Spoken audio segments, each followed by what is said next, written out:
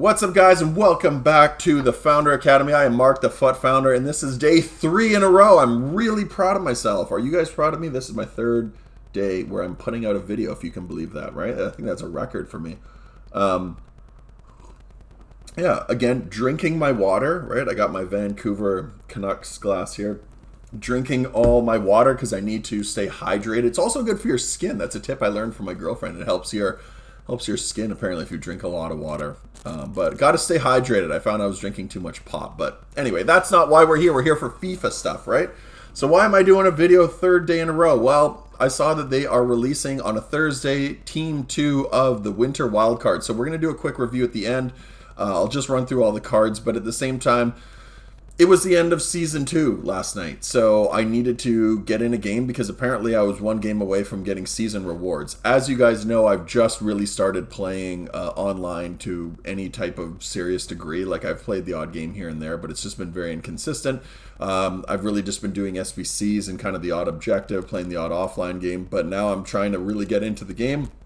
Because the cool cards are starting to come out a lot more. The icons are starting to become more prevalent, so they're more affordable, and you can actually start building some cool teams. As you guys know, I don't love gold cards. I just think they're boring, so I like these special ones. And we thought we'd go out and try a couple of these guys. So this first game that we came up against, as you guys can see, this is going to be a really quick game. Spoiler alert here, we end up beating the guy 5-0. In about 20 minutes, and he quit. I just think he was a little bit overwhelmed with the task ahead. Of course, don't get me wrong. Look at my team. This game, as much as people don't want to admit this, it is pay to win, whether it's paying with your time or paying with money. You do need a good team, and this guy obviously didn't. His team wasn't even actually put together that poorly. He probably is really a Div 8 player. Which I felt bad about crushing him, but at the same time, I just needed to kind of, you have to go through these steps in order to get to the next stage, right? So for me, I just had to go in there, and I just wanted to make this as quick as possible, because I really thought I was just going to play the 1 game last night, just get this over with, and move on. So I felt bad about it, but at the same time, I'm just trying to score as many goals as possible, get this over with so we can get our season rewards, and then move on to the next season, move on to the next division. So as you guys can see here, he just, I don't know what he was doing, just decided to go like ultra attacking and try to get this game over with, but it didn't. I don't know why. I guess he was just waiting to try to get a pause so he could get out of this game or score a goal or whatever he was doing. But his team just got much more aggressive. He was sliding all over the place. He was clearly just raging. So let's just put this to bed here, which we'll do. We'll find a really nice ball from Sterling. He'll find what's his face? Timo Werner, who's the guy that we need to replace. Still haven't figured out who I want to replace him with from a striker position. He lays it off to Puskas, and Puskas ends up scoring. And the guy's out of the game. So I've had a couple of my friends ask me why I use Puskas, because they obsess over 5-star, which I just think is really overrated. If you don't use 5-star skills, it's nice to have, but like, who cares? Like, I don't use 5-star skills. I use the ball roll, I use the drag back. Sometimes I'll use the McGeady spin or the Burba spin and the Burba spin, McGeady turn, or vice versa. I can't remember. I always get the two mixed up. But with the 2 of those, then the only reason that I don't use those more often is because they're super predictable, right? If you know you're on an angle and the guy starts slowing down, you know he's going to do one. So to do it at a really high speed is very challenging to do, because you need to slow it down enough that the guy can actually, or the player can actually register. And I just think they're really predictable because they're slow, labored skill moves that if you see the guy in mid animation, you can read it and you can intercept the ball. So I don't like to use it. It's too risky. But the drag back, the ball roll, the scoop turn, the fake shot, like the real basic stuff, super quick ones, those are really the ones that I use. I'll use the odd one. I'll use like as you guys can see, a lot of ball rolls there. I'll use the Hocus Pocus, which I really like, but it's a rare one. I usually do it on the near side just because it's easier to execute. I'll use the flip-flap occasionally, but again, that's a very erratic skill move. It takes you way out of the play, so I don't like ones that change your angle, right? Unless you're doing that purposely. There's like an advanced McGeady spin, which kind of does a I know Gorilla used to use that. It's almost like a drag back and turn, and it just changes your angle. So if you're facing this way, he kind of drags it back and turns it in a 180 fashion, but he's doing it in a way that opens up his body towards the net. It's really hard to master, but if you can do that, it's great. But again, those are really advanced skill moves. I just like ones that are really quick button presses and they're just super reliable. So that's why I don't do a whole lot of skill moves. So I don't really care about 5-star skills because I don't use them a ton. But anyway, back to Puskás. The reason that I like using him is even with that 3-star weak foot, he has the outside of the foot trait. So that's one of the reasons that I really like using him. I'll get into more from a stat side why I like using him. But in terms of just his overall, the way the cards comprise, I don't mind the 3-star weak foot because he's got that outside of the weak foot. So when you're on those angles, I don't mind. I could care less if he's taking it with his right foot, which he still scores the odd goal with his right foot. But he takes everything with his left because he hits it with the outside and it will bend around the keeper. The other one, which is really important, is he's got really high shot power, which I think is really, really important this year.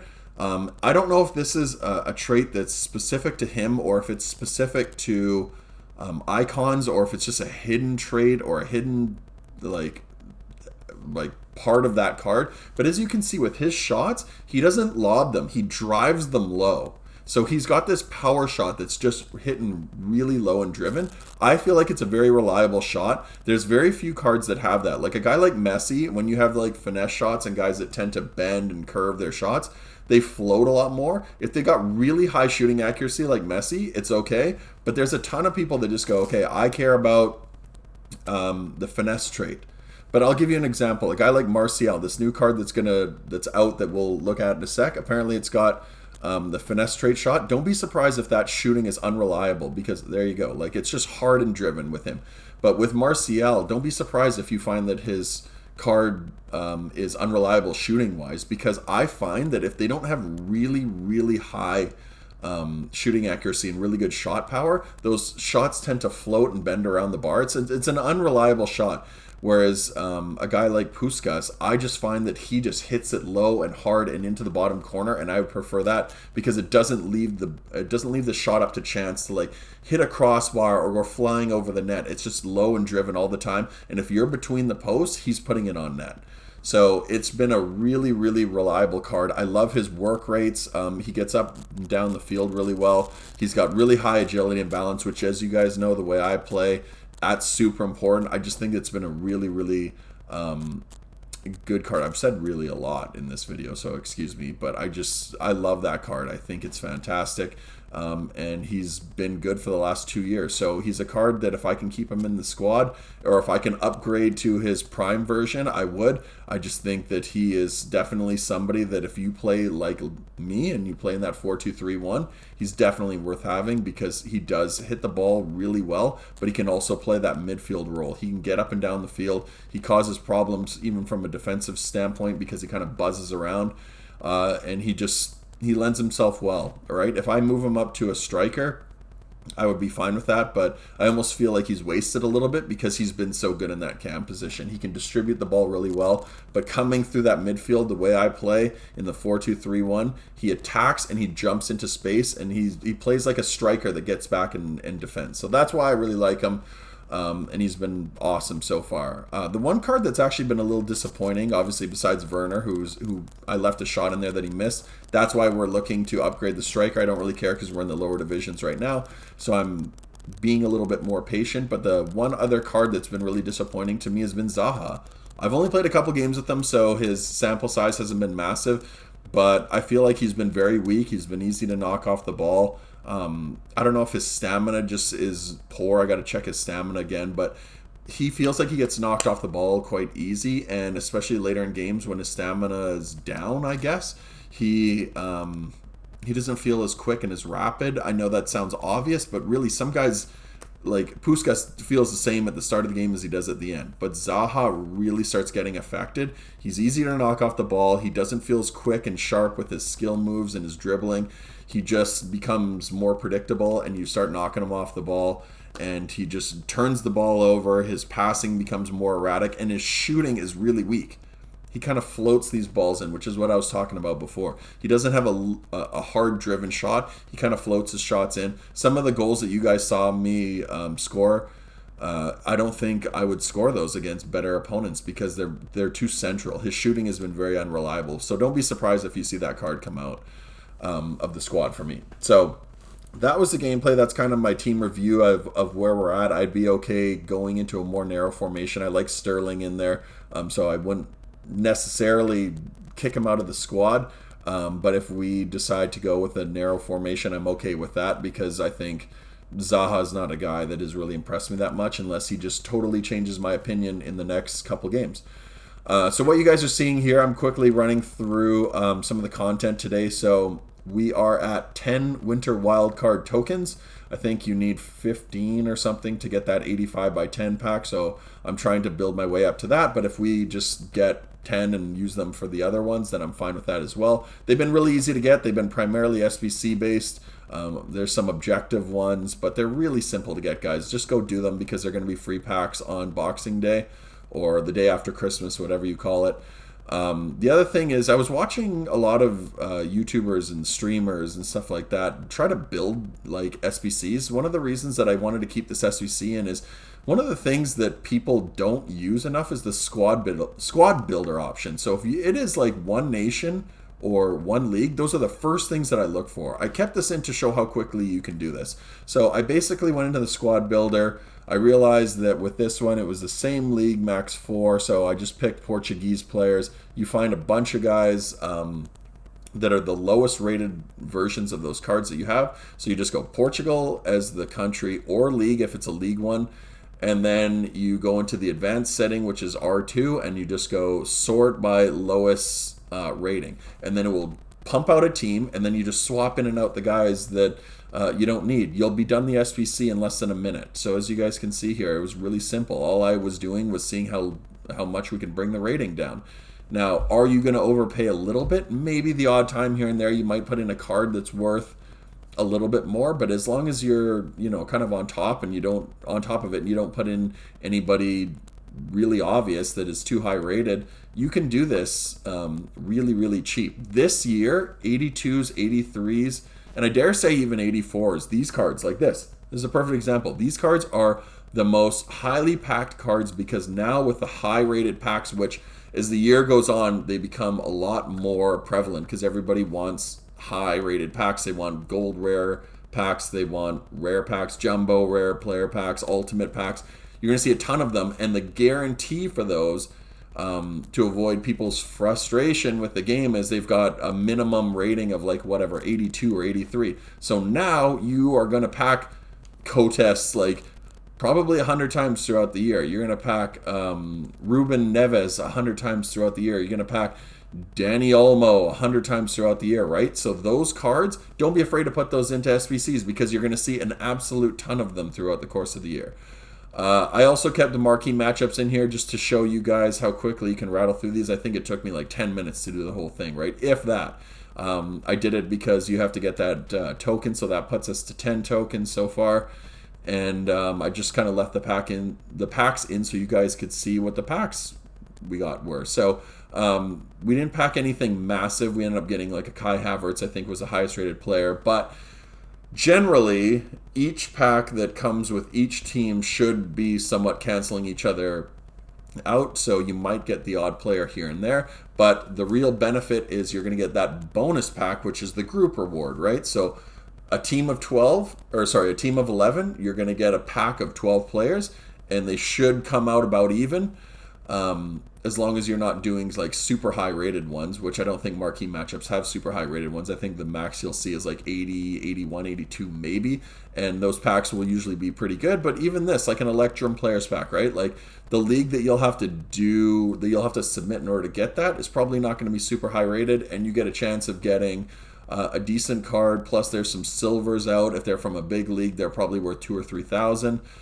because they all have that one SBC that requires like 7 silvers in them. So like these will just start canceling each other out, and then you have to view that group reward as the bonus, right? And if you pack something, great. If not, you're getting what EA wants you to do, which is just fodder stuff, which you slowly sell and sell, and you build your coin balance up, right? We were at about 700. I sold off some of that stuff that was sitting in my club that I've done throughout the year and just kind of accumulated, and now we're at about 960. So if you're patient, you can just slowly build up your coins. So I recommend doing marquee matchups every single week. Excuse me. If there's like a weekly one as well, I would recommend doing the weekly one, or sorry, a daily one. Like every once in a while they'll do like some promo one, so don't be surprised if you see something on Christmas or the day after Christmas, Boxing Day. They'll release some really cool cards during that. So excuse me. So yeah, there's gonna be some really cool content. I think whenever there's promotions, they release lightning rounds. Those cards go through the floor. So if you have to put them in your club, put them in your club. But just slowly sell them off throughout the course of the year. If you want to hold on to them, that's great. I don't think that they're really like 83s are really going to drop that much. Go up that much. I think throughout the course of the year, there's probably going to be a couple promotions that require some somewhat higher rated cards, so 83s will go up, but they'll rebound back down, if that makes sense. I think their baseline is almost discard just because they're so frequent. They're so easy to pack this year with the amount of with the amount of rare player packs, jumbo rare player packs, and ultimate packs. Those cards are going to be very, very abundant, and it's going to be easy to get rid of them. So don't expect them to be through the roof until probably later in the year. But that is going to be it for this section. Let's go into the live and let's do a review of the Winter Wildcards. All right, guys, welcome back. So I tried recording the Winter Wildcards review live. However, I don't know if it's just because there's an over-reliance on the EA servers right now or if it has to do with my connection, but it's taking forever to like load certain players. So what I'm going to do is going to do more of a manual review here. I'm going to take a look at them on FUTBin. I'm going to use the FUTBin links, and we'll quickly do a review of their actual skills and their traits and everything like that. So let's just go player by player, right? I'll try to make it as quick as possible because we don't want to sit here listening to something super long-winded.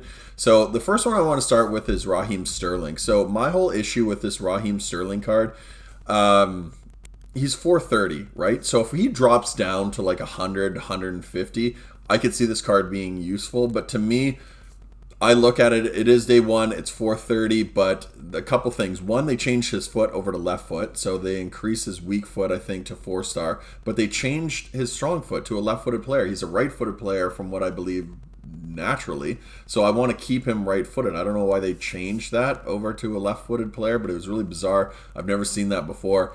I have him on the right-hand side. If you're going to use him on the left, I get it. Having a left-footed player might make sense, but I wouldn't pay 430 for him, especially because the inform is only 70k, right? So I'm looking at the stats. The acceleration is gone up by +1. The sprint speed's gone up by +3, but overall pace is only up by +2. Shooting's up by +2. Passing +1. Dribbling +2. Like, his stats were already strong in strong areas. They've slowly increased, but this price has to come way down in the next couple days. I wouldn't pay 430 for him now. It's affordable. If you want to use him, great. Especially if you're using him on the left-hand side, I get it, having a left-footed player. But for me, I'm happy with the inform version. It's much cheaper, and I just think there's too much risk with that, paying anywhere near what he's at right now. I wouldn't pay anything over 2. And even then, I would probably not be comfortable playing anything over 150 for me personally, but I'm cheap and I try to be a little bit thriftier with my coins. So that's him. Lucas Moura. This card is at 880 right now. I think it's a really cool card. If you're using a centralized EPL-based team or a Brazilian team, it's cool because they converted his position, so that's where you're going to see that price jump up. I think this card is going to be really cool, but it's got to drop down again in price. 880 is not, he's not going to be anywhere near that. He's not going to hold that value. There's going to be a ton of guys that you can use centrally. They get converted over the next even month probably. He's got really high agility, really high balance. Acceleration and sprint speed are phenomenal. His shooting for like a guy, if you're using him out on the wing, which is where I'd use him, ironically because he's a winger, but if you're playing a 4-2-3-1 narrow, having him as that right attacking midfielder, I think that is probably going going to be where he's best suited. But again, I want to see that price come down to probably 5. I think he'll be 6 because of the EPL. The EPL tax, I guess you would call it. The ceiling is probably 6. The floor is probably about 4. I would be okay paying that. To me, I'm not going to do it just because I don't need him that much. But if you are interested in Lucas Moura, the high-medium work rates make sense. He'll be a really good attacking card. I would put an engine on him personally, really get that acceleration and sprint speed just totally jacked up, but increase his dribbling and his passing, because out on the wing, you're not going to probably use him central. I don't think he's good enough to be a striker. I don't think he's going to be agile enough to be a pure cam. I think out on the wings in one of those two positions is probably where he's best suited, and you don't get as many shooting opportunities as you would passing opportunities. So I think getting his passing and his dribbling up there are probably going to be more important. Eden Hazard, he's at 398. The only reason for that is because most people that use a La Liga winger already have Vinicius Jr. I think Vinicius Jr. is a better card at this stage in FIFA. This guy's going to be really good as a cam, but you'll have to, again, move people around from a default formation. I look at his stats and I think really, really good. Not fantastic. I think he's got good acceleration, good sprint speed, good agility, good balance, but nothing fantastic.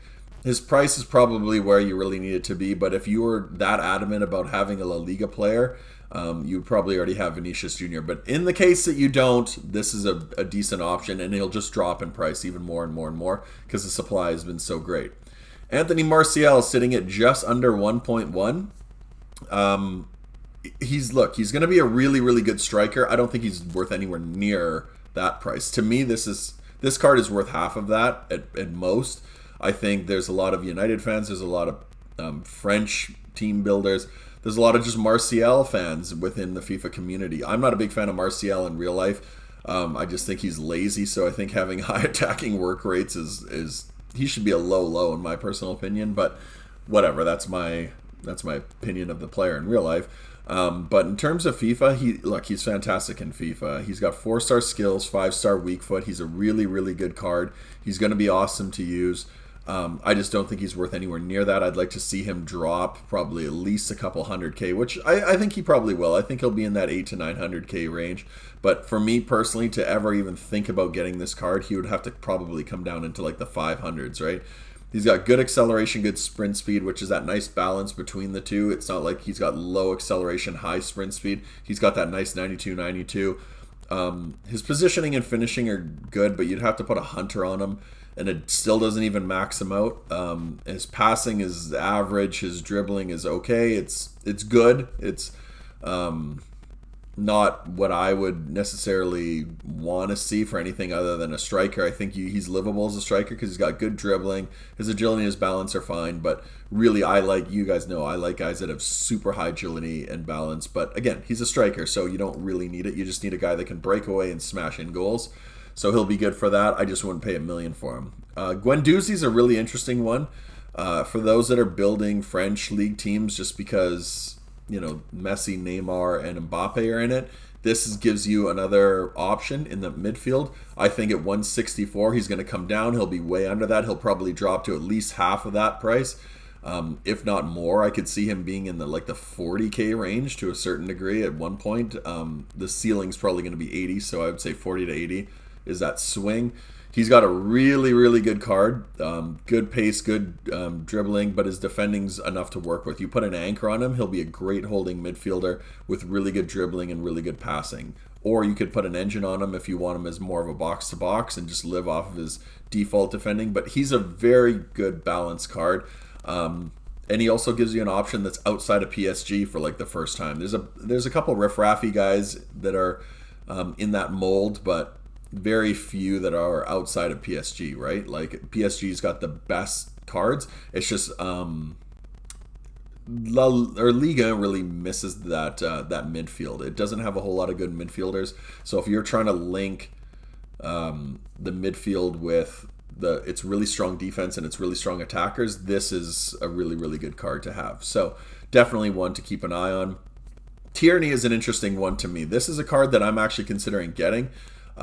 He's left foot. He's only 3-star, so whatever. He is what he is. They didn't really do much with that. But He's a defender. He's a wing back. I just need him to be fast and be really good at defending. I could see him replacing my Mendy finally, but again, I want to see this card drop way down in price.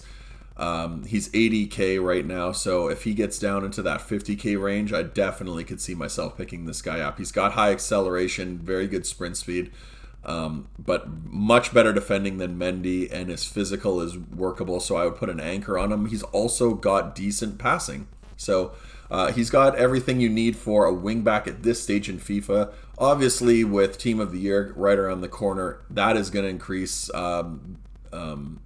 those two wingbacks, whoever they choose to be in that team. Let's say that it's Andrew Robertson and Trent Alexander-Arnold. Those cards are going to be through the roof, but this is a very good alternative and a cheap one. He's already at 80. He'll just come down further and further. Soyuncu, nothing to see here. That's going to be part of my rating scale. We'll go through an overall rating of these guys, but I think Soyuncu, 95k, I wouldn't touch this guy with, even if he was 20-something K, I wouldn't touch this guy. Not because the card's awful. I think it's fine. I just think that there's better options. I would rather spend the money and get Rafa Varane. This Soyuncu's got okay acceleration at 80, okay sprint speed. The defending stats are fine. They're nothing world-beating. I don't know why he's 93.5. I think by the end of it, he'll drop way through the floor. Morales, I don't think people will touch him. I think the card is fine. It's just people don't need him, right? He's in La Liga, but look, people don't really care about a Levante striker, so 123, he'll drop way through the floor because the supply will bring him down. Alessandrini is a really interesting one. He's in the Chinese league, I believe, 4-star. This is more of playing off of the legacy of his special card that came out a couple of years ago, which was one of the really early releases.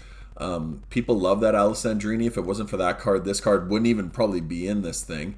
And then 2, people wouldn't care about it. He's at 177. Again, I have no interest in this as a super sub or anything like that, but maybe people are trying to use him as a cam or a wing player for a French team. But, I don't understand what the fascination is with this guy. To me, there's nothing really interesting about him. Florenzi, 30k. This is one of the most valued cards in the whole team, in my personal opinion. I think you're going to start seeing more Serie A teams start to pop up, and this guy's already at 30. He'll probably drop into the 20s, if not cheaper than that. He's only 85 rated, but he's got every really key stat that you need for a wingback. You could put a shadow on him, you could put an anchor on him. He's got decent passing, he's got very, very good dribbling, he's got the pace that you need. So yeah, if you're using a Serie A squad, this guy's a great option to have in there. Namdi Collins is a really, really fascinating one. Now, Bundesliga, I don't understand why this is, but they have some rapid center backs. This guy's defending is average. His physical is okay. He's a medium, which is problematic, but his pace is going to be what makes this guy usable. People are going to use him because he is a German center back, so he's easy to link. Plays for Borussia Dortmund, easy to link. And they've jacked him up from a 60 rated player, right? So this is just more of an emotional run, right? It's got that huge increase from a bronze to an 85 rated gold special card. He's at 188. I don't see any reason why you'd pick this guy up. I'd rather have the Inform Upamecano. Even though the Upamecano issue is he's got really low acceleration but really high sprint speed. But I've said this many times. It's great to have it balanced, right? The acceleration and the sprint speed. But really, at the end of the day, I'd prefer a guy who's just got super high sprint speed because you need to be able to run guys down. You don't need that high acceleration. It's great to have, but it's more important for like a midfielder especially, but I dare say even a striker. The center backs, it's great, but I don't think the card's other stats are important or are good enough that I would be willing to look past or I guess what I'm saying is I wouldn't be able to look past all of the other stats being as poor as they are to just be like, well, at least he's fast. That's great to be fast, but if he's not a good enough defender, then you're just a guy who's in your face, right? So I just don't think he's worth 188. If he drops down to like 50k, I could see people doing him or using him, but to me, I wouldn't spend over 100k for him. I think there's better center backs in the Bundesliga right now that you could use. And then the SBC, it's 30k for Orsolini. Never even heard of the guy, to be honest with you, beforehand. I think this card is really, really good. Again, if you're using a Serie A squad, this card is worth doing. 30K to get an 85 rated. The 85, look, there's cheaper 85s out there, but this guy's really balanced. He's very usable. I think he kind of fits in that. If you want to do him, the value is there. So definitely some cool cards that came out. Overall, I'm going to put people into 3 kind of sectors. So let's just take a look at the squad in general. I'm going to put them in 3 buckets. The buckets are going to be, straight into the squad, which is like people that you could use right in online.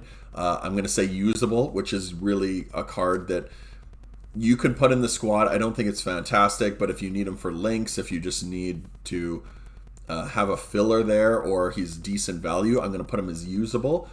And then if they are just nothing to see here, I would just put him as nothing to see here. So I think Sterling, based on the value, usable. I don't think he goes straight in. He could go straight in based on his skill set, but because considering the value, I wouldn't put him in that top tier. I'm going to put him as usable. Hazard, I would say usable. Again, he can float in between those top 2. He could go straight in, but again, Vinicius is probably the better option of those 2. Martial, I'll put him as straight in. I just think the value is terrible. Lucas Moura, straight in if you can fit him. Again, he's got to come down in value for me. Alessandrini, for me personally, I would say he's a usable card. I just don't think that there's a whole lot of value in that. I think most people would just have him as a super sub, so he floats in between usable and nothing to see here. Morales, same thing. You could put him in, but I think you could probably find a better link if you really needed a Spanish striker. So for me, he's kind of usable, but nothing to see here.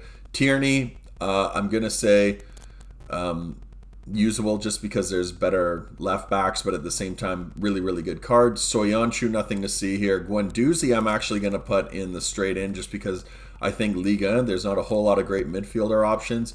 Collins, usable if you wanted, and then Florenzi, usable, but he's not a world beater. He's just a really, really good valued card.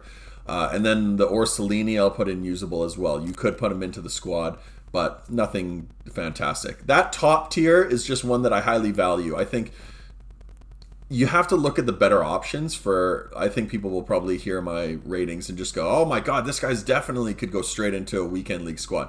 But I'm considering the better options, right? For the price point that they're at, could you get something better for it? That's what keeps them out of that top bucket, right? So I look at all these cards. A lot of them are usable. I just don't think any of them are like a necessity or a must-have. Maybe Martial, because Martial's got so many fanboys, and people love him in FIFA. He actually does translate really good in FIFA. He's a lot stronger than he should be, and he's a lot better card in FIFA than he is in real life. Lucas Moura is kind of in that wheelhouse. Sterling and Hazard are okay. Tierney is good. Guendouzi is really good. And then the other ones are just kind of like, if you have to put them in there. The only one that I think is, to me, really fodder is Soyuncu. I just don't understand why his price is even as high. But yeah, that is going to be it in terms of the video, guys. I appreciate you guys sticking with me till the very end. If you haven't already, please drop a like below. If you guys like my opinions on these cards, let me know. I would love to do this more if you guys want to see it. If you guys think that my opinions are just a waste of time, then we can keep it to gameplay or SBC related. Let me know what you guys like, what you don't like, how I can improve the videos, how I can put out stuff that you guys find useful to you in FIFA, because that's really what I want to do. I want you to show you guys my journey, but I also want to be able to use some of my experience to help you guys build teams or get better at playing, right? Not that I'm the world's greatest player, but I've got a lot of years of experience, so let me know how I can help. And yeah, I appreciate you sticking with me to the very end. And until next time, guys, take care. Peace.